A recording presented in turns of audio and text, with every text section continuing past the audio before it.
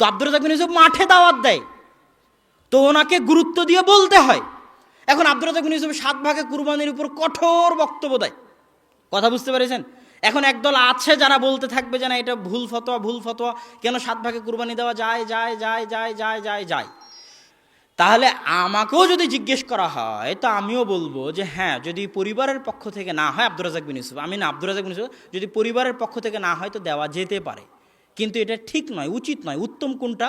আল্লাহ রাসূল বলেছে একটা পরিবারের পক্ষ থেকে একটা কুরবানি, এটা উত্তম। তো দাওয়াত তো আমাকে এটাই দিতে হবে যে সবাই পরিবারের পক্ষ থেকে একটা কুরবানি দেন। কথা বুঝতে পেরেছেন? ওটার উপর জোর দিতে হবে, এটা আল্লাহ রাসূলের সুন্নাত, কেন দিবেন না দেন, কেন দিবেন না দেন। এখন তুমি চলে গেছো উল্টা রাস্তায়, সব সুন্নাত বিরোধী কার্যকলাপ কিভাবে জায়েজ প্রমাণ করা যায়, এই জন্য তুমি ফতোয়ার পিছনে লেগে গেছো। উনি আছেন দাওয়াতে, তুমি আছো ফতোয়ায়। ফতোয়া ওনাকেও জিজ্ঞেস করলে উনি আনসার দিবে। তার শক্ত কথাগুলোকে মানুষ উল্টিয়ে ধরে, ভুল বুঝে উল্টিয়ে ধরে। উনি হেদায়েত করতে চাচ্ছেন, একটা ফতোয়া একটা দাওয়াত। দাওয়াত ভিন্ন জিনিস, ফতোয়া ভিন্ন জিনিস। দাওয়াত ভিন্ন জিনিস, ফতোয়া ভিন্ন জিনিস। আমি এই মঞ্চে বক্তব্য দিতে এসে যদি বলি জোরে আমিন বলার উপর বক্তব্য দিতে আসছি, শোনেন যে আমি কিসের উপর বক্তব্য দিতে আসছি বলেন তো? জোরে আমিন বলার উপর বক্তব্য দিতে এসে এখন সব হাদিসগুলো বলতেছি, শুনেন, আহমদ বিন হাম্বাল বলেছে, শাফি বলেছে, মালিক বলেছে, উমুক উমুক বলেছে, জোরে আমিন না বললেও সালাত হবে। এখন এটার উপর বক্তব্য দিতে লাগলাম যে জোরে আমিন না বললেও কি হবে? সালাত হবে। তাহলে একটা মানুষ জোরে আমিন বলবে?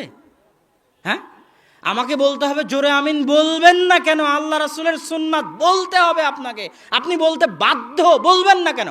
এখন এই যে বলতে বাধ্য বললাম, আব্দুর রাজ্জাক বিন ইউসুফ জোরে আমিন বলাকে ফরজ করে দিয়েছে। কিন্তু এটা তো আসলে আমি দাওয়াত দিচ্ছি, আমি তো ফতোয়া দিচ্ছি না। তুমি আমাকে আবার পাল্টা জিজ্ঞেস করো, আচ্ছা আব্দুর রাজ্জাক বিন ইউসুফ সাহেব, আমি যদি জোরে আমিন না বলে সালাত আদায় করি, সালাত কি হবে?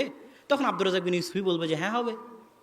তাহলে ফতোয়া আলাদা জিনিস আর দাওয়াত আলাদা জিনিস।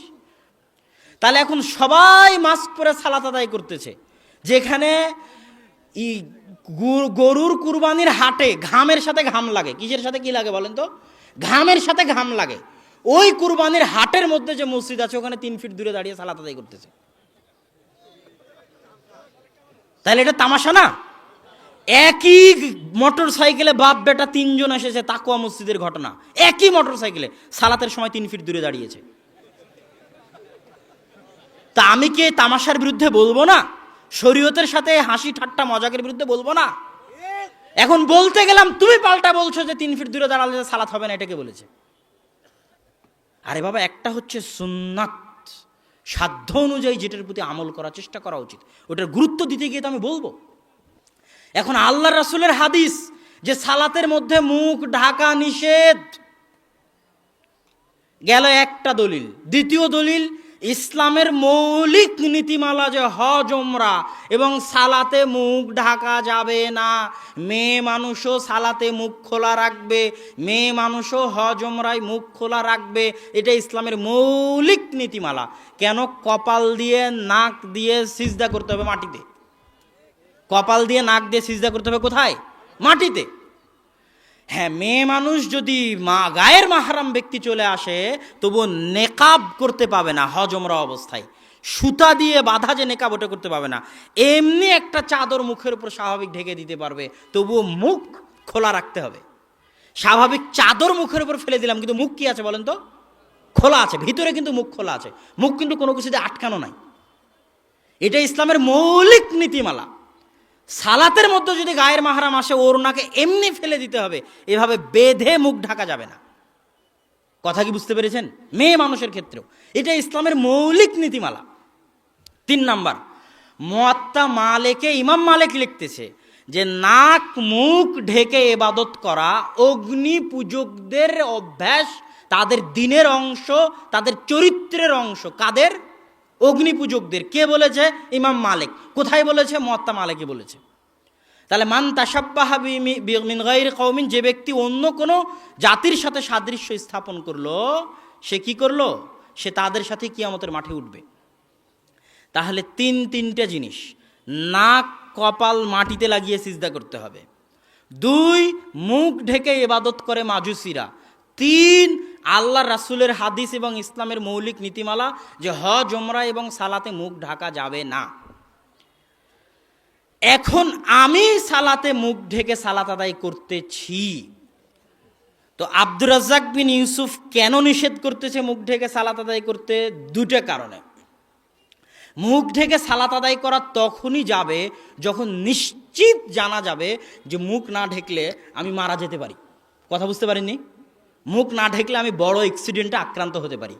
তো যেহেতু করোনা ভাইরাস ছোঁয়াচে রোগ, আর ইসলাম ছোঁয়াচে রোগকে মানে না, কথা বুঝতে পারছেন? ইসলাম ছোঁয়াচে রোগকে কি করে না? মানে না। তো ছোঁয়াচে রোগ থেকে বাঁচার জন্য আপনি যা যা অবলম্বন করবেন সেটা প্রমাণ করবে যে আপনি ছোঁয়াচে রোগে বিশ্বাস করেন। আপনাকে স্বাভাবিক থাকতে হবে। কিরকম থাকতে হবে? স্বাভাবিক। এটা গেল তো বাইরের জীবন। আবার ওটাকে যদি আপনি মসজিদে নিয়ে যান, সালাতের মধ্যে নিয়ে যান, ওটা আরো অতিরিক্ত হয়ে গেল। কেননা আমি ছোঁয়াচে রোগে বিশ্বাসই করি না, এই জন্য আমি মুখ ঢাকতে নিষেধ করতেছি। যে করোনা ভাইরাস যেহেতু ছোঁয়াচে রোগ, আর ছোঁয়াচে রোগ যেহেতু নাই, অতএব এই না থাকা জিনিসটার কারণে সালাতের এত বড় গুরুত্বপূর্ণ ইবাদতকে তুমি মুখ ঢেকে নষ্ট করে দিবে, এটা হতে পারে না। এটা যদি না করি তাহলে জাবারিয়া হয়ে গেলাম, মাছ যদি না পড়ি তাহলে যাবারি। আরে বাবা, এটা নয়, আমি তো ছোঁয়াচে রোগে বিশ্বাস করি না, এই জন্য মুখ ঢাকি না। তাও আবার সালাতের মধ্যে। হানাফি আলেম আব্দুস সালাম চাটগামি, হাটহাজারি মাদ্রাসার মুহাদ্দিস, পাকিস্তানেও হাটহাজারি মাদ্রাসার মুফতি, পাকিস্তানেও বহুদিন উনি মুফতি আম ছিলেন, পাকিস্তানের বিন্নুরি টাউনের মাদ্রাসা সম্ভবত, আমার যতদূর জানা আছে। দারুল উলুম দেওবন্দের ফতোয়া, হানাফিদের ফতোয়া, পাকিস্তানের বহু আহলে হাদিস আলেমের ফতোয়া, ইয়েমেনের বহু বড় বড় মুহাদ্দিসের ফতোয়া। উনি লিখেছেন হানাফিরা মাসলা মাসাইলের ক্ষেত্রে একটু বেশি দাকিক হয়। আহলে হাদিসরা বলবে জায়েজ না জায়েজ, হালাল হারাম, মাঝখানে কোনো অপশন আহলে হাদিসরা রাখে না। হানাফিরা অনেক অপশন রাখে, বলবে ফরজ, ওয়াজিব, সুন্নাত, নফল, মুস্তাহাব, পাঁচটা। কয়টা? পাঁচটা। মানে ওরা একটু বেশি যাচাই বাছাই করে যে এটা মুস্তাহাব, এটা নফল, এটা সুন্নাত, এটা ওয়াজিব, এটা ফরজ। আর আহলে হাদিসদের মতে দুইটাই, হয় ফরজ না হয় সুন্নাত, কোনো অপশন নাই, হয় ফরজ না হয় সুন্নাত। এবার হালাল হারামের ক্ষেত্রে ওদের কাছে দুটো অপশন, মাকরু, হারাম। মাকরু আবার দুই ভাগে, মাকরু তানজিহি, মাকরু তাহরিমি। মাকরু তাহরিমি মানে হারামের নিকটবর্তী। তো হানাফিরা যারা দাকিক মাসলা মাসাইলের ক্ষেত্রে, তিনি এই বইয়ে লিখেছে যে হানাফি মাযহাবের মতে সালাতে মুখ ঢেকে ইবাদত করা মাকরুহে তাহরিমি, মানে হারামের কাছাকাছি মাকরু। তাহলে আব্দুর রাজ্জাক বিন ইউসুফ তার ফতোয়ায় একক, এটা কিভাবে হলো? সম্মানিত উপস্থিতি, 3 ফিট দূরে দাঁড়ানো, মসজিদ বন্ধ হয়ে যাওয়া। আগে বহু মহামারী গেছে, কোন মহামারীতে মহামারী থেকে বাঁচার জন্য মানুষ বলেছে মসজিদ বন্ধ করে দাও, মসজিদে গেলে মহামারী হয়ে যাবে। এর দলিল পৃথিবীর ইতিহাসে কোথাও নাই। যে কয়েকটা দলিল দেওয়া হয়েছে আর আরবি ইবারত জানে না, এরা যে জাহেল, অজ্ঞ, মূর্খ, অনুবাদ বুঝে না। অনুবাদে বলা আছে, আরবি অনুবাদে বলা আছে যে মহামারীর কারণে গ্রামকে গ্রাম মানুষ মরে এমন ভাবে সাফ হয়ে গেল যে লাম ইয়াবকা আহাদুন, কেউ নাই সালাত আদায় করার। সালাত আদায় করার যেহেতু কেউ নাই, এই জন্য মসজিদ বিরান পড়ে আছে। কথা বুঝতে পারেননি? ওই ইবারত তুলে বলতেছে এই দেখেন মহামারীর কারণে মসজিদ বন্ধ করা যাবে। তোমাকে আরো 10 বছর পড়তে হবে, যদি আমি ভাই বলতে চাই না। কিন্তু এত বড় অজ্ঞতা দেখলে মাথা ঠিক থাকে না, এত বড় মূর্খতা দেখলে মাথা ঠিক থাকে না। আরবি ইবারত বুঝো না, ফতোয়া তোমাকে কে দিতে বলেছে? অনুবাদ বুঝো না, কে ফতোয়া দিতে বলেছে?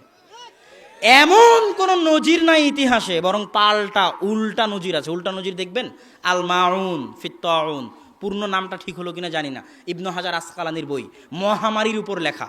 ইবনু হাজার আসকালানি 400-450 হিজরির ঘটনা নকল করতেছে, দামেস্ক, সিরিয়া, ফিলিস্তিনের ঘটনা নকল করতেছে। ভয়ঙ্কর মহামারী, গ্রামকে গ্রাম সাফ হয়েছে সেকেন্ডে। কে কাফন দিবে, কে জানাজা দিবে, কাকে কোন কবরে দেওয়া হবে ভাবার সময় নাই, গণকবর। ওই মুহূর্তে মানুষেরা বলা বলি করতে লাগলো, এই শোনো, মহামারী থেকে যদি বাঁচতে চাও, যে যা গুনাহের কাজ করছো সব বন্ধ করে দাও, মদের আড্ডা বন্ধ করে দাও, মদের দোকান বন্ধ করে দাও, জেনার দোকান বন্ধ করে দাও, যা আছে তাসের দোকান, জুয়ার দোকান সব বন্ধ করে দাও, দিয়ে নারী পুরুষ সবাই চলো মসজিদে। ইবনু হাজার আসকালানি নকল করতেছে, নারী পুরুষ সব ভেঙ্গে মসজিদে চলে গেল। বলছে মসজিদে গিয়ে কাঁদো, তওবা করো, ইস্তেগফার করো। সবাই মসজিদে গিয়ে তওবা ইস্তেগফার করতে লাগলো, আল্লাহ মহামারী উঠিয়ে নিলেন। তাহলে মহামারী থেকে বাঁচতে মসজিদে যাওয়ার দলিল আছে বেটা, মসজিদ বন্ধ করার কোনো দলিল নাই। এবং মুসলমানের বাঁচার জায়গা মসজিদই। শত দলিল আছে। সূর্যগ্রহণ লাগলো, মহাবিপদ, দৌড়ে গিয়ে দেখে আল্লাহ রাসূল মসজিদে সালাত আদায় করতেছে। তাহলে বিপদ থেকে বাঁচতে কোথায় পালাতে হবে? মসজিদে পালাতে হবে। তুমি বাঁচার রাস্তা বন্ধ করে দিয়েছো। এইসব আউল ফাউল জাতিসংঘ কখন কি না বলে, হু কখন কি বলে, জন হপকিন্স কি পরিসংখ্যান দেয় না দেয়, ওগুলো সারাদিন পেপার পত্রিকা প্রচার করে, ওগুলোর চাপে সবার মাথা হয়ে গেছে নষ্ট। যে ফতোয়া টিকবে না সেই ফতোয়া দেওয়া ঠিক নয়। কেন 3 ফুট দূরে দাঁড়িয়ে সালাতের পক্ষে তুমি যে লড়াই করতেছো, মাস্ক পরে সালাত আদায়ের পক্ষে যে লড়াই করতেছো, এই ফতোয়া কিন্তু টিকবে না। কি জন্য টিকবে না? এখন পর্যন্ত বিশ্ব স্বাস্থ্য সংস্থা বলো, আর জাতিসংঘ বলো, আর বিজ্ঞানীরা, ডাক্তারেরা বলো, কেউ নিজেও জানে না যে করোনা ভাইরাস কি, কেমনে ঢুকে, কেমনে বের হয়, কি করা যাবে, মাস্ক পরলে বাঁচা যাবে না, মাস্ক পরলে বাঁচা যাবে না, কোন মাস্ক পরতে হবে, সার্জিক্যাল মাস্ক না কাপড়ের মাস্ক না পিপিই, কি পরলে বাঁচা যাবে কেউ ভালোভাবে জানে না। প্রত্যেক দিনই মতভেদ। আজকে জাতিসংঘ একটা মত দিচ্ছে যে মাস্ক না পরলেও কোনো সমস্যা নাই, করোনা ভাইরাস হবে না। পরের দিন আবার বলছে না মাস্ক পরতে হবে। পরের দিন আবার বলতেছে একদল ডাক্তার না, এই সার্জিক্যাল মাস্ক পরা যাবে না, কাপড়ের মাস্ক না, কাপড়ের মাস্ক না, সার্জিক্যাল মাস্ক। তো ওরই তো মন্তব্যের ঠিক নাই, তুমি তার উপর ভিত্তি করে ফতোয়া দিয়ে ইসলামের বিধানকে এত দ্রুত কেন পরিবর্তন করলে? ডাক্তারেরা আগে সব একমত হোক, একমত হয়ে বলুক, তারপরে একটা কথা। ডাক্তারেরাই তো একমত নয়, আজ এক কথা বলে কাল আর এক কথা বলে। জাতিসংঘরিত মন্তব্যের ঠিক নাই, আজ এক কথা বলে কাল আর এক কথা বলে। আর লকডাউন দিয়ে তো দুনিয়া চলবে না।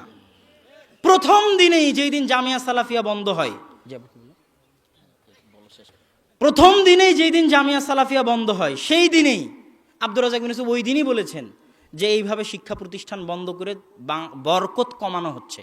কেন? কোরআন হাদিস পড়বে, মসজিদ চলবে, আল্লাহর বরকত অবতীর্ণ হবে, বাঁচা যাবে বিপদ থেকে।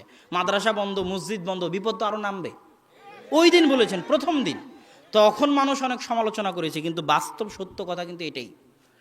তো এখন পর্যন্ত জাতিসংঘ কেউ বলেনি যে আপনারা 3 ফুট দূরে দাঁড়ায়েন না, কেউ আপনারা 3 ফুট দূরে না দাঁড়িয়ে পাশাপাশি দাঁড়ান। কেউ জানে না যে কত ফুট দূরে করোনা ভাইরাস যায়, 9 ফুট দূর পর্যন্ত যায় না 10 ফিট দূর পর্যন্ত যায়, 3 ফিট দূর পর্যন্ত যায়, কেউ কিন্তু জানে না। তখন 3 ফিট দূরে দাঁড়ালো, যদি 9 ফুট দূরেও ধরে তাহলে? কথা বুঝতে পারেননি? তাহলে যে ফতোয়া টিকবে না সেই ফতোয়া দিতে গিয়ে অপমান হতে হবে। আজ হোক কাল হোক হতে হবে। কেননা জাতিসংঘ কোনোদিন বলবে না যে এখন করোনা মহামারী উঠে গেছে, এখন আর নাই। যতদিন টিকা না আসবে, যতদিন ব্যবসা কমপ্লিট না হবে টিকা বিক্রি করার, ততদিন করোনা কিন্তু চলতেই থাকবে, ততদিন করোনা চলতেই থাকবে। তো এখন যতদিন করোনা চলতে থাকবে দেখবেন যে না, ও মসজিদে 3 ফুট দূরে বন্ধ হয়ে গেছে, মাস্ক ছাড়া মানুষ চালাতে আসতেছে, তাহলে ওরা যতক্ষণ বলবে না ততক্ষণ তুমি তোমার ফতোয়া ধরে রাখতে পারবা না। অতএব ওই ফতোয়ায় গিয়ে শুধু বিরোধিতা করা হবে, শুধু হিংসা করা হবে। বরং এটাই সঠিক সারমর্ম কথা, ছোঁয়াচে রোগ নাই, এটা বেশি বিশুদ্ধ। ছোঁয়াচে রোগ যেহেতু নাই, এই জন্য আমি মাস্ক পরে সালাত আদায় করবো না, এটা অনেক বড় হুকুম। সালাতে মুখ খোলা রাখা অনেক বড় হুকুম, এবং মাজুসিরা মুখ ঢেকে ইবাদত করে। ছোঁয়াচে রোগ যেহেতু নাই, সেহেতু আমি 3 ফুট দূরে দাঁড়াবো না। কেননা পাশাপাশি দাঁড়ানোর কত গুরুত্ব, অগণিত, অসংখ্য হাদিস আছে প্রাচীর দিয়ে পাশাপাশি দাঁড়ানোর। আর ছোঁয়াচে রোগ যদি একবার বিশ্বাস করা হয়, মুসাফা বন্ধ হয়ে যাবে। ছোঁয়াচে রোগ যদি থাকতো, আল্লাহ রাসূল পায়ে পা দাঁড়ানোর হুকুম দিতেন না। ছোঁয়াচে রোগ যদি থাকতো, আল্লাহ রাসূল মুসাফা করতে বলতেন না। ছোঁয়াচে রোগ যদি থাকতো, ইসলামে ঈদের জামাত, জুমার খুতবা, বিশাল সমাবেশ, এগুলো থাকতো না, এগুলো আল্লাহ রাসূল হুকুম দিতেন না। ছোঁয়াচে রোগ যদি থাকতো, অসুস্থ ব্যক্তিকে আল্লাহ রাসূল দেখতে যেতে বলতেন না। কেন? ছোঁয়াচে রোগে আক্রান্ত ব্যক্তিকে দেখতে গেলে তো আমিও আক্রান্ত হব না? আমিও আক্রান্ত হব। আল্লাহ রাসূল বলছে অসুস্থ ব্যক্তিকে দেখতে যাওয়া হক, এক মুসলমানের উপর আর এক মুসলমানের হক। আর দেখতে গেলে 70,000 ফেরেশতা সকাল থেকে সন্ধ্যা পর্যন্ত তার জন্য আল্লাহর কাছে দোয়া করবে। কত বড় ফজিলত! ইসলাম একটা সামাজিক ধর্ম, পুরোটাই সামাজিকতার উপর টিকে আছে। মুসাফা, কুলাকুলি, পায়ে পা মিলিয়ে দাঁড়ানো, জুমার খুতবা, মসজিদ ভর্তি মানুষ, ঈদের খুতবা, মাঠ ভর্তি মানুষ, অসুস্থ ব্যক্তিকে দেখতে যাওয়া। যেই দিনই বিশ্বাস করবেন ছোঁয়াচে রোগ আছে, ইসলামের শতবিধান ধ্বংস হয়ে যাবে, শতবিধানকে টিকানো মুশকিল হয়ে যাবে। অতএব আকীদা সঠিক রাখতে হবে। রোগ এটাই ঠিক এবং এটাই বিশুদ্ধ। এখন আব্দুর রাজ্জাক বিন ইউসুফও তার বক্তব্যে এটাই বলেছে যে নেই কোনো ছোঁয়াচে রোগ। এখন আলোচনা চলতেছে যে বড় বড় এই যুগের বড় বড় আলেম বললেন,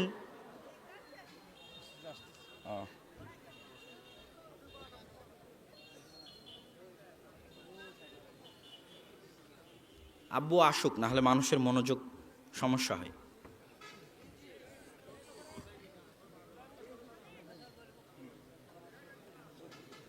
আব্দুর রহমান,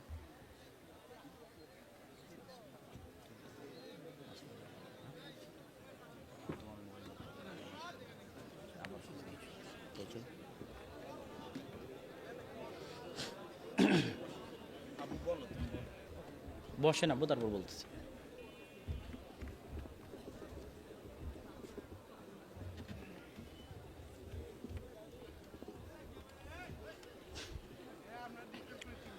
তো ছোঁয়াচে রোগের আলোচনা করছিলাম। তাহলে আলেম ওলামা এই দুটো হাদিসের কারণে 3 ভাগে বিভক্ত হয়ে গেলেন। একদল আলেম বললেন ছোঁয়াচে রোগ আছে, এটা নাসেখ। ছোঁয়াচে রোগ নেই, এটা নাসেখ। আর ছোঁয়াচে রোগ আছে, এটা মানসুখ। তথা ছোঁয়াচে রোগ আছে, এটা রহিত হয়ে গেছে। ছোঁয়াচে রোগ নাই, এটাই ঠিক। একদল আলেম বললেন ছোঁয়াচে রোগ আছে, তবে আল্লাহর ইচ্ছায় সংক্রমিত হয়। এই দলের আলেম ওলামা বর্তমান যুগে যারা আছেন, বিভিন্ন দেশে যারা করোনা ভাইরাস থেকে বাঁচার জন্য মাস্ক ব্যবহার করতে, সালাতের মধ্যে 3 ফিট দূরে দাঁড়াতে, তাদের সকলের এই ফতোয়াগুলোর ভিত্তি হচ্ছে ছোঁয়াচে রোগ আছে, আল্লাহর ইচ্ছায় সংক্রমিত হয়।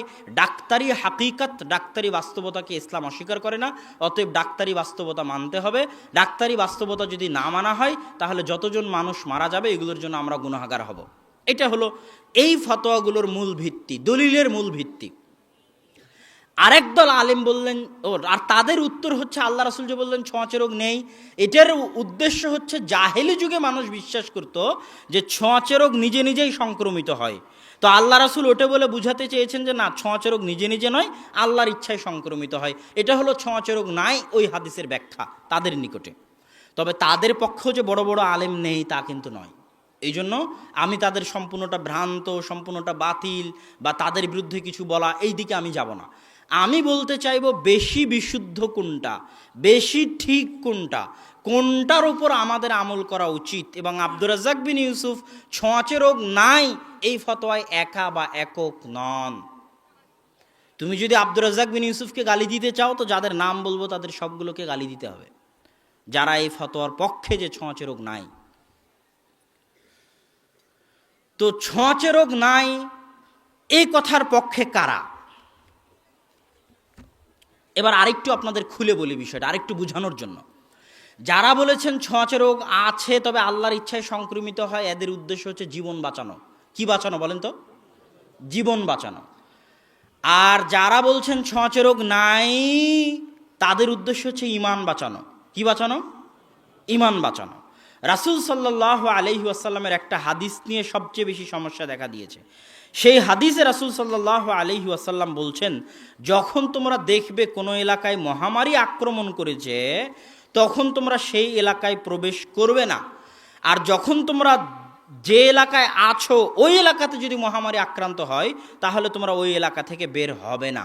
এখান থেকে তাদের সমস্যা হয়েছে যে যেখানে মহামারী আছে ওখানে তো আল্লাহ রাসূল যেতে নিষেধ করলেন, তার মানে ছোঁয়াচে রোগ আছে। এই প্রথম বাক্য থেকে তারা এটা বুঝেছে, কিন্তু পরের বাক্যের উত্তর দেওয়ার ক্ষমতা নাই।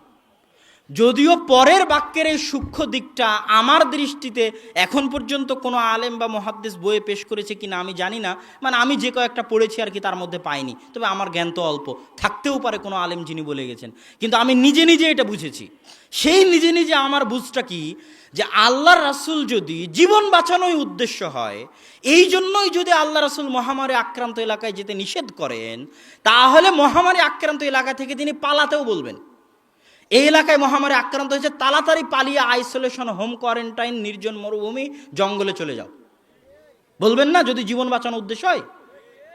অথচ পরের বাক্যে আল্লাহ রাসূল বের হয়েও না, এটা একটা হাদিসের ইবারত।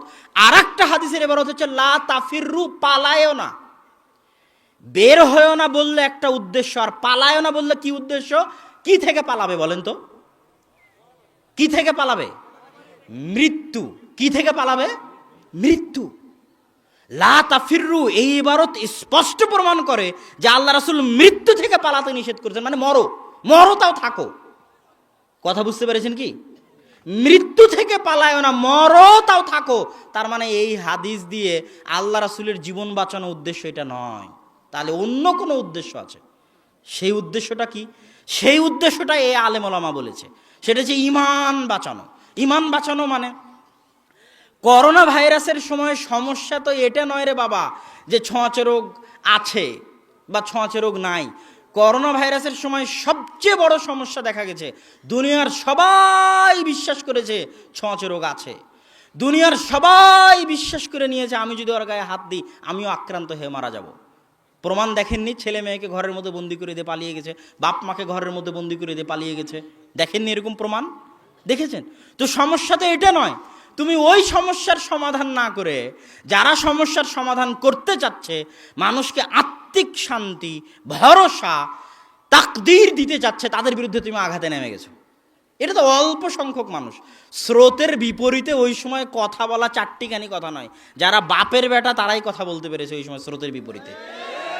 যে সময় আমি পারিনি, আমার সাহসে কুলায়নি, যেখানে গোটা দুনিয়া বলতেছে, উত্তর থেকে দক্ষিণ, পূর্ব থেকে পশ্চিম সবাই বলতেছে করোনা ভাইরাস ছোঁয়াচে রোগ, মসজিদ বন্ধ করে দাও, মাস্ক পরে সালাত আদায় করো, সেই সময় স্রোতের বিপরীতে দাঁড়িয়ে কথা বলা চারটিখানি ব্যাপার নয়। তো সমস্যা তো ওটা নয় যে আব্দুর রাজ্জাক বিন ইউসুফের মতো এরকম হাজার হাজার মানুষ বলতেছে ছোঁয়াচে রোগ নাই, সব মানুষ আক্রান্ত হয়ে মরে গেল, তাই তুমি সমাধান করার জন্য লাফালাফি করবা।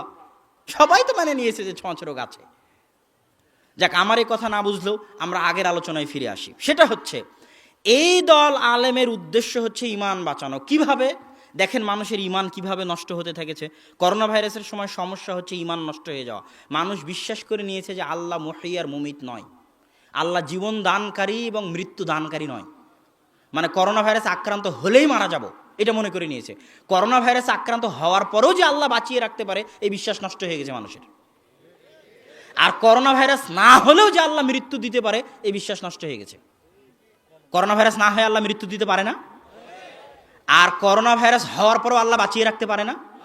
এই আকীদা করোনার সময় নষ্ট হয়েছিল না হয়নি বলেন তো? হয়েছিল। দুনিয়া সাক্ষী, পৃথিবী সাক্ষী, এই আকীদা নষ্ট হয়েছিল। এই আকীদা তো আব্দুর রাজ্জাক বিন ইউসুফই বাঁচিয়েছে মানুষের, কঠোর এবং শক্ত বক্তব্য দিয়ে। এরকম শত মানুষ স্বীকার করেছে, শত মানুষ স্বীকার করেছে যে আপনার বক্তব্যের কারণে আমি অন্তরে শান্তি পাই। ঢাকা বসুন্ধরা একজনের কাছে গেলাম, সে করোনার কারণে ভয়ে বাড়িঘর থেকে বের হয় না, কয়েক মাস যাবৎ বাড়ির মধ্যে বন্দি, ব্যবসা বাণিজ্য সব বাদ দিয়ে ঘরের মধ্যে বসে আছে। উনি শোনাচ্ছে, উস্তাদজি আপনার বক্তব্য শুনে একটু অন্তরে বিশ্বাস হওয়া শুরু হয়েছে যে মৃত্যু দিলে আল্লাহ দিতে পারে, করোনা হওয়ার পরও বেঁচে থাকতে পারি, এই জন্য ঘর থেকে বের হয়ে একটু হাঁটা চলা শুরু করেছি। তাহলে ওই লোকটার ইমান কে বাঁচালো?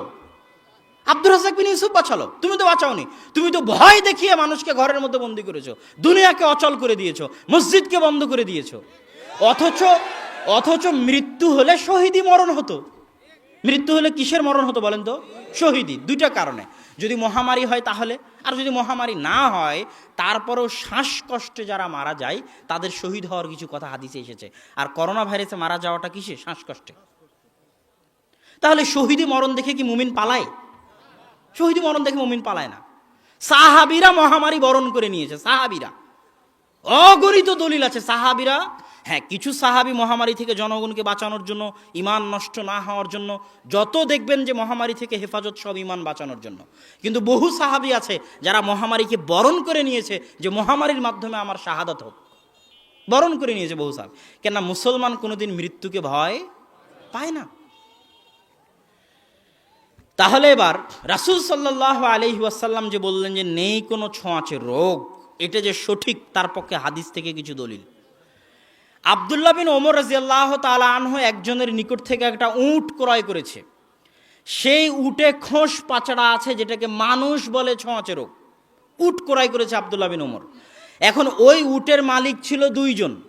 একজন বিক্রি করে দিয়ে আর একজনকে বলছে, শুনেন আমাদের উট বিক্রি হয়ে গেছে, আমরা আব্দুল্লাহ বিন ওমরের কাছে উট বিক্রি করেছি। ওই মালিক বলছে, করেছো কি? ওটা আব্দুল্লাহ বিন ওমর, বিশাল সাহাবী, তুমি তাকে চিনো না? তার কাছে তুমি খোসপাচড়া রোগে আক্রান্ত উট বিক্রি করে দিলা। উনি যদি পরে মনে করে আমি তাকে ধোকা দিয়েছি, তাড়াতাড়ি চলো তার কাছে। হাদিসের ভাবার্থ আর কি। এটা আবার বলিয়েন না যে এই বাক্য, এই শব্দ তো হাদিসের মধ্যে নাই, বললো কেন? আব্বুর বহু বক্তব্য কাটে নিয়ে বলে যে এই অংশটুকু তো, এই শব্দটুকু তো হাদিসের মধ্যে নাই, বললো কেন? ওটা ভাবার্থ। ওটা কি ভাবার্থ? এই কমন সেন্সটুকু নাই, এই জন্য অভিযোগ করে। এটা হচ্ছে কমন সেন্সের ব্যাপার। তো এই ভাবার্থে তখন ওনারা গেল আব্দুল্লাহ বিন ওমরের নিকটে, গিয়ে বলছে, আপনি উট কিনেছেন, উটে তো খোঁসপাচড়া আছে। ইন্না শারিকি বা আকা ইবলান হেম, আমার অংশীদার আপনাকে একটা উট বিক্রি করেছে, আলাম ইয়ারিফকা, আমার শরিক আপনাকে চিনত না, অতএব আপনি উট ফিরিয়ে দিন, আমরা উট ফিরিয়ে নিয়ে যাই, আপনি বড় মানুষ, আপনাকে আমরা ধোকা দিতে চাই না। তখনও আব্দুল্লাহ বিন ওমর রাদিয়াল্লাহু তাআলা বললেন, দাহা, উট রেখে দাও, উট নিয়ে যেতে হবে না। কেন নিয়ে যেতে হবে না? আমি আব্দুল্লাহ বিন ওমর রাজিনা, সন্তুষ্ট হয়ে গেছি, বিকাদায়ে রাসূলিল্লাহ সাল্লাল্লাহু আলাইহি ওয়াসাল্লাম, আল্লাহর রাসূলের এই ফয়সালায় যে নেই কোনো ছোঁয়াচে রোগ। হাদিসের অর্থ বুঝলেন? যে আমি আব্দুল্লাহ বিন ওমর আল্লাহর রাসূলের এই কথার উপর ঈমান আনি যে ছোঁয়াচে রোগ নাই, অতএব কিনে যখন নিয়ে এসেছি ফেরত নিয়ে যেতে হবে না। এই উটের কারণে যদি আমার উটের পালের সব উট মারা যায়, আমি বলবো তাকদিরে ছিল তাই মারা গেছে। তাইলে এখন আব্দুল্লাহ বিন ওমর কি জাবারিয়া নাকি? জাবারিয়া বুঝেন? একদল ফেসবুকে লেখালেখি করতেছে যে আব্দুর রাজ্জাক বিন ইউসুফ হচ্ছে জাবারিয়া। জাবারিয়া আর কাদারিয়া হচ্ছে দুটো গ্রুপ তাকদিরের বিষয়। কাদারিয়ারা বলে যে আমি যেটা করব সেটাই, এখানে আল্লাহর কোনো ক্ষমতা নাই। এটা হলো কাদারিয়াদের কথা। আর জাবারিয়াদের কথা, আমি যা করছি সেটা সবই আল্লাহ করাচ্ছে, আমার নিজের কোনো ইচ্ছা নাই, আমি যদি কাউকে হত্যা করি তো আল্লাহ করিয়েছে। কথা বুঝতে পেরেছেন? এটা বলা হয় জাবারিয়া। তখন আব্দুর রাজ্জাক বিন ইউসুফ মাস্ক পরে না, কথা বুঝতে পারেননি, আর এগুলোর বিষয়ে কঠোর বক্তব্য আছে, তখন আব্দুর রাজ্জাক বিন ইউসুফ হয়ে গেছে জাবারিয়া, নাউজুবিল্লাহ। তা এখন আব্দুল্লাহ বিন ওমর যে ফাইসালাটা মেনে নিলেন, উনি যে ছোঁয়াচে রোগ থেকে বাঁচার জন্য এই উটটাকে যে দিয়ে দিলেন না, হিসাবে তো সাবাব ইখতিয়ার করার কারণে বাঁচার জন্য হিসাবে তো উটটা দিয়ে দেওয়া উচিত, কিন্তু উট তো উনি নিয়ে নিলেন। এখন উট নিয়ে নিয়ে উনি যে আর বাকি উটগুলোকে ধ্বংস করতেছেন ওই দলের কথা অনুযায়ী, তাহলে কি আব্দুল্লাহ বিন ওমর জাবারিয়া? ফতোয়া দাও। আচ্ছা, রাসূল সাল্লাল্লাহু আলাইহি ওয়াসাল্লাম বহু হাদিসে, একটা হচ্ছে লা আদওয়া, এটা অতটা স্পষ্ট নয়, যারা আরবি বুঝে তারা বুঝতে পারবে। লা ইউদি শাইউন শাইয়া, এটা লা আদওয়ার চাইতে আরো স্পষ্ট। এটা যে কেউ আরবি বুঝে সে বুঝতে পারবে। লা আদওয়া, নেই কোনো ছোঁয়াচে রোগ, কোনো অপশন থাকতে পারে যে নেই কোনো ছোঁয়াচে রোগ, তার মানে মনে হয় কিছু আছে, ইল্লা ইল্লা, তবে এটা ব্যতীত বা এই কারণে। কিন্তু আল্লাহ রাসূল আরেকটা বাক্যে বলে দিলেন লা ইউদি শাইউন শাইয়া, সেটার অর্থ কি? কোনো কিছুই একজনের কাছ থেকে আরেকজনের নিকটে যেতে পারে না। এটা হলো এই হাদিসের অনুবাদ, মানে আরো স্পষ্ট যে কোনো কিছুই একজনের কাছ থেকে আরেকজনের নিকটে যেতে পারে না। উনি কিন্তু বলেননি যে আল্লাহ চাইলে যেতে পারে, বলতে পারতেন না? পারতেন না? পারতেন। আচ্ছা, আর এক হাদিসে রাসূল সাল্লাল্লাহু আলাইহি ওয়াসাল্লাম বলছেন যে আল্লাহ রাসূল যখন বললেন নেই কোনো ছোঁয়াচে রোগ, তখন একজন পল্লীর ব্যক্তি জিজ্ঞেস করলো, তাহলে উটের পালে একটা অসুস্থ উট আনলে সব যে অসুস্থ হয়ে যায়? তখন আল্লাহ রাসূল বলেন মানা আদাল আউয়াল, প্রথমটা অসুস্থ হয়েছিল কিভাবে? করোনা ভাইরাসে আক্রান্ত প্রথম ব্যক্তি কিভাবে আক্রান্ত হয়েছিল? ও যেভাবে আক্রান্ত হয়েছে আমি কি ওভাবে আক্রান্ত হতে পারি না? করোনা ভাইরাসে আক্রান্ত প্রথম ব্যক্তি যেভাবে আক্রান্ত হয়েছে আমি কি ওভাবে পারি না? আল্লাহ কি চাইলে পারেন না? 100 বার পারেন। আমি কারোর সাথে লাগলেই আক্রান্ত হব, এটা কোত্থেকে আসলো? একজনকে তো আল্লাহ না লাগানো ছাড়াই আক্রান্ত করেছে, আল্লাহ রাসূল ওই যুক্তি দিয়েছেন। কিন্তু এই হাদিস কি জন্য পড়লাম? এই হাদিসে অতিরিক্ত বাক্য আছে, যালিকুমুল কাদার, লাগে না, তবে যদি লেগে যায়, যা হয়, তুমি একটা ছোঁয়াচে রোগকে একটা পালের মধ্যে ঢুকিয়ে দিলা, দেওয়ার পর সবগুলো আক্রান্ত হয়ে গেল, এটা হচ্ছে তাকদীর। কে বলেছে? আল্লাহ রাসূল বলেছেন। কি বলেছেন? এটা হচ্ছে তাকদীর। তখন আমি যদি বলি এইভাবে যে আমি মাস্ক যদি না পরি আর না পরার কারণে আরেকজনের কাছ থেকে যদি আক্রান্ত হয়ে যাই, তাহলে এটা আমার তাকদীর, তাহলে কি আমি জাবারিয়া হব? আল্লাহ রাসূল তো বলে দিলেন তাকদীর, যে ওই উটকে তুমি নিয়ে এসে পালের মধ্যে রাখলা, আক্রান্ত হয়ে গেল, এটা কি? তাকদীর। আল্লাহ রাসূলের হাদিসের বাক্য, যালিকুমুল কাদার। আর এক হাদিসে আল্লাহ রাসূল আরো স্পষ্ট করছেন যে খালাকাল্লাহু কুল্লা নাফসিন, শোনো, নেই কোনো ছোঁয়াচে রোগ। আল্লাহ রাসূল তাহলে উট যে আক্রান্ত হয়, আসলে তুমি বলো প্রথমটা কিভাবে আক্রান্ত হয়? শোনো কিভাবে আক্রান্ত হয় জানো? খালাকাল্লাহু কুল্লা নাফসিন, আল্লাহ সব আত্মাকে সৃষ্টি করেছে, তারপরে সব আত্মার জীবন, মৃত্যু, বিপদ, রিজিক লিখে দিয়েছেন। তাহলে ছোঁয়াচে রোগের পরে আল্লাহ রাসূলের এই উত্তর দেওয়ার কি দরকার? তুমি আল্লাহ রাসূলের চাইতে বেশি বুঝো না, আল্লাহ রাসূল তোমার চাইতে বেশি বুঝে। আল্লাহ রাসূলকে যখন পাল্টা প্রশ্ন করা হলো যে এটা যে হয়, একটা ছোঁয়াচে রোগে আক্রান্ত উট আসলে সবগুলো আক্রান্ত হয়, তখন আল্লাহ রাসূল বলতে পারতেন এটা আল্লাহর ইচ্ছায় সংক্রমিত হয়। তা না বলে আল্লাহ রাসূল তাকদীরের আলোচনা কেন করছে? আরে আল্লাহ রাসূল কেন তাকদীরের আলোচনা করলো? যেখানে ছোঁয়াচে রোগের হাদিস, ওখানে তাকদীরের আলোচনা কি জন্য আল্লাহ রাসূল করলো? দোষ আমার না আল্লাহ রাসূলের? আল্লাহর রাসূল যদি তাকদীরের আলোচনা করে, আমি তাকদীরের আলোচনা করলে কেমনে দোষী হই? ছোঁয়াচে রোগের সাথে আল্লাহ রাসূল কেন তাকদীরের আলোচনা করলো, এই প্রশ্নের উত্তর দাও। যত ছোঁয়াচে রোগের হাদিস পাবা, সব ছোঁয়াচে রোগের হাদিসে আল্লাহর রাসূল তাকদীরের আলোচনা করেছে, যে এটা তাকদীর পৃথিবী সৃষ্টির 50,000 বছর আগে লেখা আছে। এখন ওই কথাই যদি আব্দুর রাজ্জাক বিন ইউসুফ আজকে করোনা ভাইরাসের কারণে বলে, তুমি বলবা তুমি জাবারিয়া, তাহলে কি আল্লাহ রাসূল জাবারিয়া নাকি?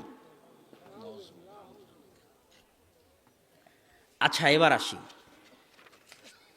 আল্লাহর ইচ্ছায় সংক্রমিত হয়। আল্লাহর ইচ্ছা বললে দুনিয়াতে এমন কোনো কোরআন হাদিসের মাসলা নাই যেটা টিকানো যাবে না, সব ধ্বংস হয়ে যাবে। আল্লাহর ইচ্ছা এমন একটা শব্দ, যেই শব্দ যুক্ত করলে ইসলামের যত মাসলা মাসাইল আছে সব মাসলা মাসাইলকে 1 সেকেন্ডে ধ্বংস করে দেওয়া যাবে। যেমন কাদিয়ানীরা যোগ করেছে লা নাবিয়্যা বাদি, আল্লাহ রাসূল বলেছেন আমার পরে কোনো নবী নেই। কাদিয়ানীরা যোগ করেছে ইল্লা মাশা আল্লাহ, তবে যদি আল্লাহ চায়। বুঝতে পারেননি? মানে আল্লাহ চাইলে আল্লাহ রাসূলের পরে নবী আসতে পারে। তাহলে তবে যদি আল্লাহ চায়, এই কথা দিয়ে একটা বিশাল আকীদা ধ্বংস হয়ে গেল না? যে আল্লাহ রাসূলের পর কোনো নবী আসবে না, এই কথাটা কি দিয়ে ধ্বংস হয়ে গেল? যদি আল্লাহ চায়, ওটাতে ধ্বংস হয়ে গেল। যারা কাফের মুশরিক চিরস্থায়ী জাহান্নামে থাকবে, শত কোরআনের আয়াত আর হাদিস, শত কোরআনের আয়াত আর হাদিস। এখন আমি যদি বলি তবে যদি আল্লাহ চায়, তাহলে চিরস্থায়ী জাহান্নামে না থেকে আবার জান্নাতেও দিতে পারেন। আকীদা ধ্বংস হলো না হলো না? হলো। আরে বাবা, তোমাকে আল্লাহ চায় এটা কে যোগ করতে বলেছে? যতটুকু কোরআন হাদিসে আছে অতটুকু বিশ্বাস করা তোমার দায়িত্ব। আল্লাহ চাইলে কি হবে না হবে এটা বের করা তোমার দায়িত্ব নয়। ওটা যদি বের করতে যাও, সব আকীদা আমল ধ্বংস হয়ে যাবে, টিকাতে পারবে না। এবার বলি, এই অনুবাদ যে চলবে না তার প্রমাণ কই? এই অনুবাদ না চলার প্রমাণ হাদিস, ওই হাদিসের মধ্যেই আছে। তবে এটাও হয়তো আগের যুগের, কেন এত বড় ফিতনা, ছোঁয়াচে রোগ নিয়ে এত বড় ফিতনা আগের যুগে আসেনি। এই জন্য আগের যুগের আলেম ওলামাদের বইয়ে নাও থাকতে পারে, কিন্তু আপনাকে বলে যায় ওই যে হাদিস আল্লাহ রাসূল বলল লা আদওয়া, নেই কোনো ছোঁয়াচে রোগ, লা তুয়ারাতা, নেই কোনো কুলক্ষণ, লা সফরা, সফর মাসে কিছু নেই, লা হামাতা, পেঁচাই কিছু নেই। এখন প্রথম বাক্যের অনুবাদ যদি আমি করি নেই কোনো ছোঁয়াচে রোগ, তবে আল্লাহ চাইলে সংক্রমিত হতে পারে, তাহলে পরের বাক্য নেই কোনো কুলক্ষণ, ওটারও অনুবাদ করতে হবে আল্লাহ চাইলে কুলক্ষণ হতে পারে। কথা কি বুঝতে পেরেছেন? তারপরের বাক্য পেঁচাই কিছু নেই, যদি প্রথমটাতে অনুবাদ করে আল্লাহ চাইলে সংক্রমিত হতে পারে, পরেরটাতে অনুবাদ করতে হবে পেঁচাই কিছু নেই, তবে আল্লাহ চাইলে পেঁচাই কিছু হতে পারে। সফর মাসে কিছু নেই, প্রথমটাতে যদি অনুবাদ করে আল্লাহ চাইলে সংক্রমিত হতে পারে, পরেরটাতে অনুবাদ করতে হবে আল্লাহ চাইলে সফর মাসে কিছু থাকতে পারে। কিন্তু দুনিয়ার অধিকাংশ আলেম ওলামা একমত যে পেঁচাই কিছু নেই, কুলক্ষণ বলে ইসলামে কিছু নেই। তাহলে প্রথমটাই তুমি যদি অনুবাদ করো যে আল্লাহ চাইলে সংক্রমিত হয়, পরেরটা তো অনুবাদ করতে হবে। তার মানে এই অনুবাদ ভুল, এই অনুবাদ ঠিক নয়। ছোঁয়াচে রোগ নেই এটাকে তার উমুম ব্যাপক অর্থের উপর রেখে দিতে হবে। আচ্ছা, এবার তারপরে আসেন, রাসূল সাল্লাল্লাহু আলাইহি ওয়াসাল্লাম মহামারী এলাকা থেকে বের হতে নিষেধ করলেন, সেটার ব্যাখ্যা আপনাদেরকে দিলাম।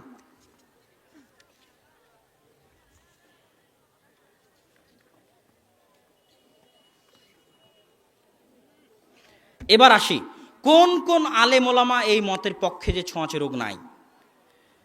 এবং আমি অনুরোধ করব যারা যেখানে এই বিষয়গুলো নিয়ে বিতর্ক করতেছে তাদেরকে এই বক্তব্যটা সেন্ড করার জন্য। এবং আমি আমার বক্তব্যে যে ভাষাগুলো উচ্চারণ করতেছি, এই প্রত্যেকটা ভাষার বাক্যের আমি জিম্মেদারি নিচ্ছি।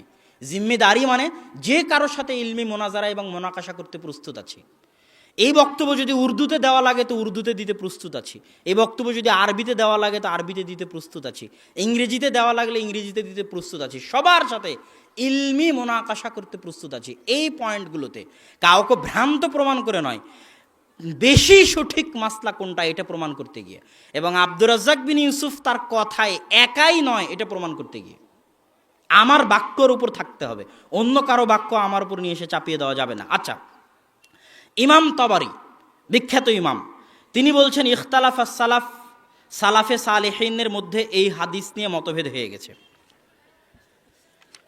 তো আচ্ছা, তার আগে ভারত উপমহাদেশের একজন আলেমের নাম বলি, আব্দুর রহমান মুবারকপুরি, তুহফাতুল আহওয়াজির লেখক। তিনি এই ফতোয়ায় আব্দুর রাজ্জাক বিন ইউসুফের পক্ষে। আমি এটা আজকে খুঁজছিলাম, যে ভারত উপমহাদেশে কাউকে পাই কিনা, যদিও আরও খুঁজলে আরও বের হবে। তিনি এই ফতোয়ায় গিয়ে বলছেন, কুলতু ইবনে আব্দুর রহমান আল মুবারকপুরি ফি কাউনি হাদাল জামা হাসানান নাজর।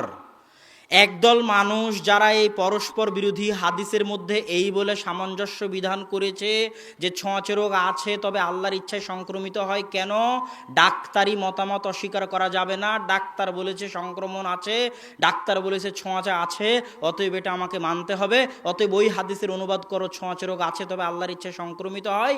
এই সামঞ্জস্যতা ঠিক নয়। আব্দুর রহমান মুবারকপুরি দুই সামঞ্জস্য বিশাল দুই ধরনের আলেমের মতামত নিয়ে আসার পর আব্দুর রহমান মুবারকপুরি তুহফাতুল আহওয়াজিতে বলতেছে এই পরের সামঞ্জস্যতা ঠিক নয়। কেন ঠিক নয়? কামা লা ইয়াখফা আলাল মুতাআম্মিল, যে ভাববে তার নিকট প্রমাণ হয়ে যাবে। কেন ঠিক নয়? বিআন্না শারআ ওয়ারাদা বিইসবাতিল উসুল আত-তিব্বিয়্যাহ ফাফীহি আন্না উরুদ আশ-শারঈ লিইসবাতি জামিইল উসুল আত-তিব্বিয়্যাহ মামনূ' বাল ক্বাদ ওয়ারাদা আশ-শারউ লিইবতালি বা'দিহা ফাইন্নাল মুতাতাব্বিনা কায়িলুনা বিহুসুলি শিফা বিল হারাম। বলছেন ডাক্তারি হাকিকাত বাস্তবতা মানতে হবে, এটা ইসলাম অস্বীকার করে না। আব্দুর রহমান মুবারকপুরি, আজকে আব্দুর রাজ্জাক বিন ইউসুফের বক্তব্য নয়, ভুল বুঝবেন না আবার। আব্দুর রহমান মুবারকপুরি তুহফাতুল আহওয়াজির লেখক, ভারত উপমহাদেশের বড় মুহাদ্দিস, বড় আলেম, যাদের কাছ থেকে সৌদি আরবের আলেমরা কোরআন এবং হাদিসের জ্ঞান নিয়ে গেছে। পাক ভারতের ইতিহাস মানুষ মনে করে শুধু শিরক বিদাতের ইতিহাস, কিন্তু পাক ভারতের ইতিহাস শিরক বিদাতের ইতিহাস থাকলেও নিকট অতীতে সুয়ুতির মৃত্যুর পরে, শাওকানি সুয়ুতি এনাদের দুনিয়া থেকে চলে যাওয়ার পরে ইলম ভারতেই ছিল, জ্ঞান ভারতেই ছিল। সেই কালে নওয়াব সিদ্দিক হাসান খান ভূপালী আকিদার উপর বই লিখেছে। বইয়ের নাম কি? আব্দুর রহমান কাতফুস সামার ফি আকিদাতে আহলিল আসার। সেই কালে কোথায়? যখন এই মুহাম্মদ বিন আব্দুল ওয়াহাবের যুগ, তখন যত হাদিসের বই আছে অধিকাংশ হাদিসের বই দেখবেন কোথায় প্রথম প্রকাশ হয়েছে? ভারতে। কোথায় প্রথম প্রকাশ হয়েছে? পাকিস্তানে। জারাহ তাদিল ইবনু আবি হাতেম বিখ্যাত মুহাদ্দিস, কোথায় প্রথম প্রকাশ? ভারতে প্রকাশ। আব্দুর রহমান বিন ইয়াহইয়া আল মুআল্লিমি বলা হয় যাহাবিউল আসর, এই যুগের ইমাম যাহাবি। এই যুগের ইমাম যাহাবি বলা হয় দুইজনকে, আলবানিকে আর আব্দুর রহমান বিন ইয়াহইয়া আল মুআল্লিমিকে। কোথায় পড়াশোনা করেছেন, গবেষণা করেছেন? ভারতের হায়দ্রাবাদ, দাকান। মোহাম্মদ রাবি বিন হাদি আল মাদখালি, যাকে নিয়ে গর্ব করা হচ্ছে এবং যাকে ঢাল বানিয়ে ব্যবহার করা হচ্ছে আলেম ওলামাদেরকে, আহলুস সুন্নাত ওয়াল জামাতের আলেম ওলামাদেরকে রদ করার ক্ষেত্রে, উনি জামিয়া সালাফে এসে ইলম অর্জন করেছেন। জামিয়া সালাফিয়া বানারস, ভারত। উনি নিজে ভারত থেকে জ্ঞান নিয়ে গেছেন। সৌদি আরবের যেটা দারুল হাদিস, মক্কায় যে দারুল হাদিস আছে, ওই দারুল হাদিসের প্রতিষ্ঠাতা মিয়া নাজির হুসাইন দেহলভির ছাত্র, ভারত থেকে জ্ঞান নিয়ে গেছেন মিয়া নাজির হুসাইন দেহলভির কাছে। সৌদি আরবের দক্ষিণ অঞ্চলের যিনি বিপ্লব সৃষ্টিকারী কোরআন এবং হাদিসের উপর এবং শিরক এবং বেদাতের বিরুদ্ধে, উনি মিয়া নাজির হুসাইন দেহলভির কাছে জ্ঞান নিয়ে গেছেন, এই ভারত থেকে জ্ঞান নিয়ে গেছেন। তো এখন এসে বলতেছে যে পাক ভারতে নাকি জ্ঞান নাই, পাক ভারতে নাকি কোনো বড় আলেম নাই। এটা হলো দেশভিত্তিক জাতীয়তাবাদ। এটা পৃথিবীতে আগে কোনো দিন ছিল না এই জাতীয়তাবাদ। সুয়ুতির মৃত্যুর পর থেকে এবং সৌদি আরবের বর্তমান উত্থান বলতে বিন বাজ, ওসাইমিন, আলবানি রাহেমাহুল্লাহ, এনাদের যে যুগটা, জ্ঞানের যে নতুন যুগ, কেন সৌদি সরকার জ্ঞানের পিছনে অনেক টাকা খরচ করে, বড় বড় বিশ্ববিদ্যালয় তৈরি করেছে। মদিনা বিশ্ববিদ্যালয়, মোহাম্মদ বিন সৌদ, কোটি কোটি টাকা ওগুলোর পিছনে খরচ হচ্ছে, গবেষণার পিছনে, হাদিসের পিছনে, কোরআনের পিছনে। এরকম আগে কোনো দিন ছিল না। তো এই সরকারি খরচ কোরআন এবং হাদিসের পিছনে হওয়ার ফলে সৌদি যে জ্ঞানের উর্বর ভূমি হয়ে উঠেছে, এই উর্বর ভূমি হওয়ার আগ পর্যন্ত জ্ঞান ভারতেই ছিল, মারকাজুল ইলম। আর মারকাজুল ইলম কোনো সময় এক জায়গায় থাকে না। কখন বাগদাদ মারকাজুল ইলম ছিল, কখন নিশাপুর মারকাজুল ইলম ছিল। এখন ইরানের নিশাপুরে যায় দেখেন সবই শিয়া, অথচ নিশাপুরে কত বড় বড় মুহাদ্দিস, ইমাম বুখারী, মুসলিম, হাকেম, সব বড় বড় মুহাদ্দিস নিশাপুরে এখন শিয়ারা বসবাস করতেছে। এটা আল্লাহর পৃথিবী পরিচালনার নীতি, যাতে নির্দিষ্ট কোনো ব্যক্তি, দল, দেশ, সংগঠন, মাদ্রাসার প্রতি মানুষের ভালোবাসা না চলে যায়। এই জন্য আল্লাহ কোথাও হক স্থায়ী রাখেন না, এটা আল্লাহর নীতি। নির্দিষ্ট দলের মধ্যে হক থাকলে ওটারই মানুষ পূজা করা শুরু করতো, ব্যক্তির মধ্যে থাকলে অরই পূজা করা শুরু করতো, নির্দিষ্ট দেশের মধ্যে থাকলে, যেমন এখন দেশ পূজা শুরু হয়েছে কেবারের নামে, তো এই দেশের মধ্যে যদি থাকতো তাহলে নিশাপুরে থাকতো, বাগদাদে থাকতো। এই জন্য ব্যাখ্যা হচ্ছে লা তাজালু তায়ফাতুম মিন, একদল উম্মত, আমার একদল দল কিয়ামত পর্যন্ত হকের উপর থাকবে। এটা নির্দিষ্ট কোনো দল নয়। দেশ চেঞ্জ হবে, সময় চেঞ্জ হবে, আলেম চেঞ্জ হবে, মাদ্রাসা চেঞ্জ হবে, সংগঠন চেঞ্জ হবে, সব চেঞ্জ হতে থাকবে, কিন্তু হক নির্দিষ্ট এক জায়গায় থাকবে এটা নয়, বিভিন্ন সময় বিভিন্ন জায়গায় থাকতে পারে। তো আব্দুর রহমান মোবারকপুরি বলতেছে যে ইসলাম ডাক্তারি বাস্তবতাকে মানে, তবে এই কথার অর্থ এই নয় যে সব ডাক্তারি বাস্তবতা ইসলাম মানবে। এই কথার অর্থ এই নয় যে সব ডাক্তারি সিদ্ধান্ত ইসলাম মানবে। বহু ডাক্তারি সিদ্ধান্ত ইসলাম অস্বীকার করেছে।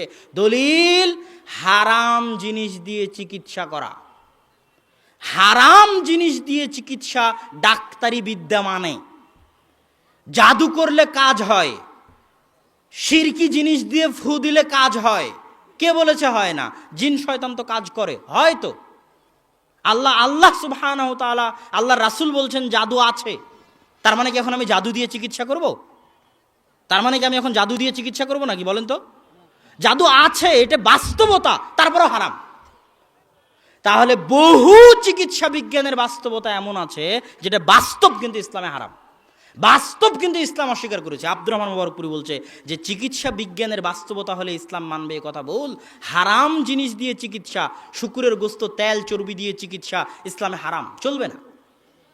অথচ ডাক্তার বলতেছে যে এই শুকুরের চর্বিতে এই চিকিৎসা আছে, ডাক্তারি বাস্তবতা। তাই বলে কি ইসলাম মানবে?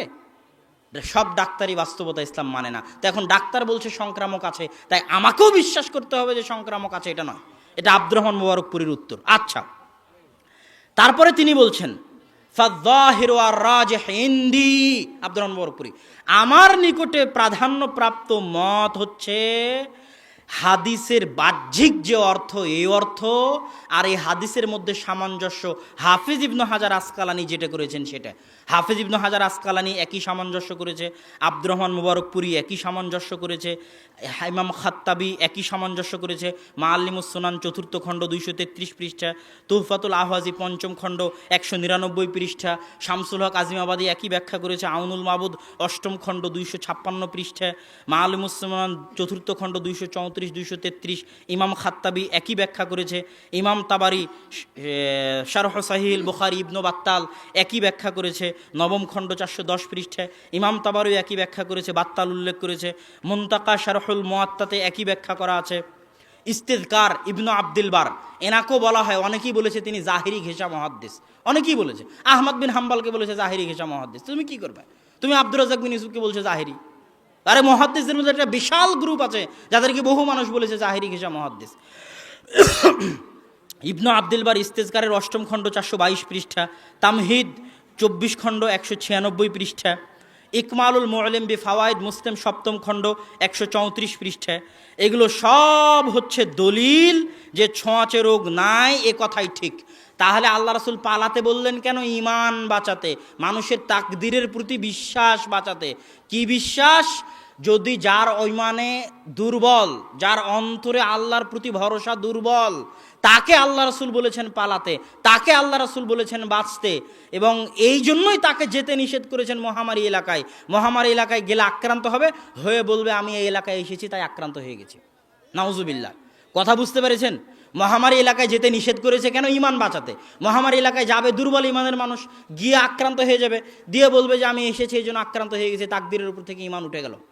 তাহলে তাকদীরের প্রতি এই বিশ্বাস রাখাটা, ছোঁয়াচে রোগ নাই এই বিশ্বাস রাখাটা কত জরুরি, যে এই বিশ্বাস বাঁচানোর জন্য পালাতে বলা হচ্ছে।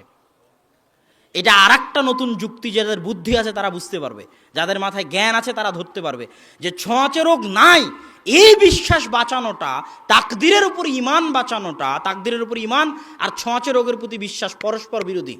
বহু আলেম যাদের নাম আর দলিল দিলাম, ছোঁয়াচে রোগে বিশ্বাস আর তাকদীরের প্রতি বিশ্বাস পরস্পর বিরোধী। এটা এত জরুরি, ছোঁয়াচে রোগ নাই এই বিশ্বাস করাটা আর তাকদীরের প্রতি মজবুত ঈমান রাখাটা এত জরুরি, যেটা বাঁচাতে পালাতে বলা হয়েছে, জীবন বাঁচাতে নয়। কি বাঁচাতে পালাতে বলা হয়েছে বলেন তো? ঈমান বাঁচাতে, তাকদীরের প্রতি বিশ্বাস বাঁচাতে পালাতে বলা হয়েছে। আর যার ঈমান মজবুত, যার ঈমান শক্ত, যে গেলেও বলবে যে না আমি